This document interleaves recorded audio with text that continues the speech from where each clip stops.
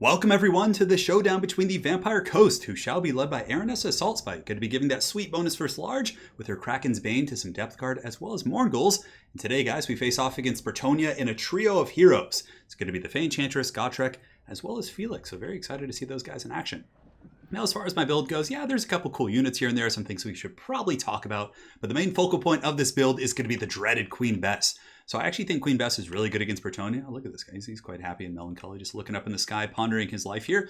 But nonetheless, Queen Bess is quite good against Bretonnia because oftentimes Bretonians, as well as other factions that have access to archers, will just spam archers against you, and peasant archers are a very juicy choice. A single Queen Bess shot will usually, give or take, put them down to like 40 or 50%, and sometimes will break them off. So what you want to do is you get Queen Bess, you put it on an archer, and you just alternate. Every single shot, you switch to a different archer, because once your opponent kind of gets privy to it, they start dodging, it can be a little bit trickier. So you just get Queen Bess and alternate between all the archers, and you can generally get some good value. So to make sure I can get Queen Bess all the way down the road here, we do have BESSY with a Gunnery Wight. So the Gunnery Wight does give some nice kind of boons to the accuracy, as well as the, the accuracy and reload skill here. But more importantly, you just bring in for the extra powder. So extra powder has 4 charges, and basically you can make sure that Queen Bess never runs out of ammo. I mean, it will if the game goes super long, like 10 or 15 minutes, but in general, you're going to be able to keep her firing for most of the battle. Now for our leadership kit, we do have Aranessa Assault Spike, and I like her against Bretonnia. I don't think she's the most competitive choice. If you want to be super kind of competitive against Bretonnia, I think that Noxulus is probably the best on his Necrofex Colossus, because it's just so damn good against the cav units, archers. He's a real terror in the night to deal with. But Aranessa is also, quite decent for a Footlord. She does have a net, which is always useful against Bretonnia or, any faction in general. But more importantly, she has this really fun item I love using called the Kraken's Bane. So this gives melee attack and bonus first large to nearby troops. So suddenly these depth guard who, aren't the best against cav units are going to be getting a bonus first large of 8, which is very, very helpful. So I like doing that quite a bit. She does also give the crabs bonus first large if she's close. The Morgul's, you guys get the picture. Now for the rest of the army, it's just going to be zombie deckhand mobs and the black spot here in the middle. Not a terribly inspired force, and no dogs. I probably, in retrospect, should have brought a couple scurvy dogs, but we'll see if BESSY can carry the load. So for the Bretonnian army, it's going to be peasant mobs and battle pilgrims into the sunset. I love this choice. I think it's a very good choice here by Wicked.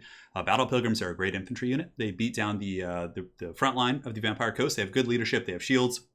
Can't ask for much more. Now, this is another good staple against the Vampire Coast, just spam archers, and I think he has a shit ton of archers back here. It looks like 3, 4, 5, 6, 7, 8, maybe 8 archers. I think there might be some lurking in the trees, but yeah, a heavy archer force. Fey-Enchantress, Gotrek, and Felix to have that character Death Star, and I really do like Gotrek for sure. I think Felix is a little bit overkill if you already have Fey-Enchantress for healing, but it feels kind of wrong to bring one without the other, right? He does also have a Grail here to keep those guys fighting to the bitter end, and yeah, Fey-Enchantress is ready to go. Now for the cav units, he does have the Defenders of Flare de Lis over here, as well as some Royal Pegasus Knights, which I have to say I did not see these guys coming. Anti-large, pretty good against Morgul's, and very much a glass cannon unit, but we'll see how they go. So Queen BESSY taking some pot shots downtown, unleashing her fat load here on the face of these peasants, and you can see they lose a lot of models, but more importantly, they're breaking off here. So I believe I send 2 shots into those guys before I start switching. I'm not quite sure if I switched right away. I actually did. So the second shot's going to be going into these ones. And talk about Value City. So Peasant Bowman costs about 400, between 4 and 5, depending on what variant you bring. So that's already pretty much 400 gold of value off Queen Bess from just kind of nuking half the HP of those peasants. But more importantly, it also negates their value of firing because they're not going to be in the front line. So BESSY going to be unleashing another shot here in a moment. As far as kills go, she's up to 53 already, which is insane. Granted, a lot of those guys are peasants, so it's not the biggest deal in the world. But here comes another one. Let's see if we can get a close-up. These ones looking like they're going to try and juke, but right in the center mass right there. Oh, this poor guy. Come on, get up, buddy. Get up. Don't lay there. So unfortunately, he's down for the count. Now, the frontline advance is coming from Bretonnia, so I do summon some zombie pirate deckhand mobs just to kind of throw them in and halt the advance here of these Bretonnians, because I know they actually do have a better front line, but another Queen Bess shot. Man, brutal. Right on the face of the Holy Wardens, right there. Those guys are taken down to almost half health as well. But now the Bretonnians are here, and my front line is going to be, having some trouble and probably crumbling very quickly here. So Awakening of the Wood goes down here. Actually does some pretty good damage against the black spot. So really nice cast there. Gotrek and Felix and the Fey-Enchantress. Actually, maybe just Gotrek and the Fey-Enchantress. I don't really see Felix. I think he got caught up out there fighting the zombies. But they're going to be chopping through some of the zombies, and this front line of mine will probably crumble pretty quickly. Now, Aranessa is going to be going in here trying to get some freebies, but I do, at the last second, kind of see that Gotrek is there, and I do not want Aranessa to fight Gotrek. Not going to be a good fight for her. Gotrek is a beast, he's unbreakable, and of course he has access to healing, so I don't really feel like investing resources. Combat of Cassandora goes down there. It makes light contact with the peasant mob, but mostly hits my zombie pirate deckhand mob, so really, really good cast there by my opponent, Wicked. And now Queen Bess still shooting in, but guys, I actually did not see these Pegasus Knights on the flank. I was totally oblivious to them. So they're going to be getting a free charge here, and that's going to be pretty painful. So here they come. I think they're going to be swooping in. I do have some halberds nearby, so I should be able to come in. But yeah, look at this. Pegasus Knights coming in. Some of them ramming Queen Bess itself, but it looks like most of them do get on the cruise there. Very, very epic Bretonnian charge. I will be pulling my Gunnery Wight to shoot, as well as my crabs and some other supporting units, but a little bit slow on the roll there. Now on the front line, Depth Guard have engaged. They're going to be fighting the Enchantress and Gotrek, trying to hold back the front line advance of the Bretonnians. And the Morgul's I used to collapse some peasants on the flank. Now I know the peasants don't seem like a great idea to attack, but I kind of saw an overarching picture here. I get them, I collapse, and I just sweep through all of the archers here in the back line. So now the Morgul's are going to be clawing over here, trying to get on top of the archers, which are very beat up, and many of them are actually just running from the sheer firepower they took from Queen Bess. You can see the split fire has really tattered those guys up pretty bad. Now in the back, the Pegasus Knights are engaged by the halberds. Queen Bess does take some damage, but nothing an indication can't really top off there. Gunnery Wight's coming into combat, as is the Lamprey's Revenge. So we do force those guys back, but the Bretonnians certainly have a second wind here on the front line, as the Holy Wardens are pushing through my summons, and now they're engaged against the Depth Guard, which is going to be a pretty nasty affair. Depth Guard are basically designed to counter Battle Pilgrim type units, but these are very, very elite troops. They do fire and magic damage, none of which I believe is pertinent against Depth Guard, but still very scary stuff. Now in the back, we do have Enchantress. We have Gotrek and Felix pushing back here, so they do have the healing coming in. Aranessa going in for a snipe. I do drop the Fisher's Net here on the Enchantress, so she's locked in place here, but it looks like I get like knocked back. Oh, look at that. I'm just like, whoa, what is going on? Aranessa's doing some acrobatics right there, but nonetheless, Enchantress taking some poke. Gotrek getting in there, taking some damage as well, but he doesn't really care. A single regrowth or an Earthblood is going to be able to top him off. And the defenders are coming in as well to kind of pin me in, so I'm a little bit nervous here. I was like, if Enchantress and Gotrek are able to gang up and do some really serious DPS to Aranessa, I could like just straight up lose this game if she disappears. Now the Bretonnians do have a rallying force here. You can see Queen Bessy going in once again. Here comes another mortar shot. Oh, that was a nasty one. Clipping both of these groups here. They're confident at a 22 leadership right here. These guys are broken. So Queen Bess so far has been the MVP. Now the bounce power is somewhat even. It's a very, very close game actually, despite the fact Queen Bess has been doing a ton of work, because my Depth Guard are going down. My Morgul's here actually have been isolated by a really, really nice Pegasus Knight pick. So he attacked Queen Bess, but now the Pegasus Knight's coming back here and they'll defeat the Morgul's. They're designed to kill these things. They have anti-large. They probably got their full-on charge bonus. More importantly, there's some brave peasant bowmen in the distance coming back to help these guys out. So if we take a look here, peasant bowmen pouring fire into my halberds, which are going to be trying to just distract them back there. And we have a very nasty, grindy pit fight as the Depth Guard do actually heal in melee combat against the Holy Wardens. The Grail's taking some work, and we also have another pit fight here as well. So Gotrek, Felix, and the Enchantress are all doing great work. It looks like another Chalice of Potions is going to be coming down, so very, very good play there.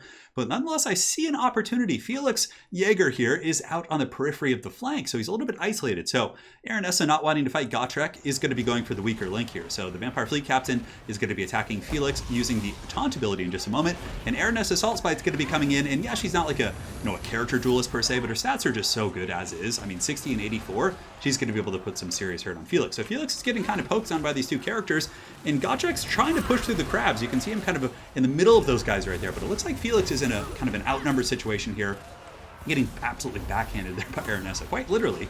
And it looks like he might be breaking here. He's steady, but his leadership's down to 15. Gotrek and the Enchantress are trying to push through, but the Lamprey's Revenge is such a tar pit unit. But Gotrek has broken through, and now he's coming in. The Slayer is thirsty, and Aranessa does not want any of these fights here. So we're going to be running. You can see one or two attacks right there put Aranessa in the trash can pretty hard. So she's going to be using the Spear Fisher's Net to put Gotrek in a net, and she's going to be running, basically just trying to chase off Felix to shut down that healing element of this Bretonnian army.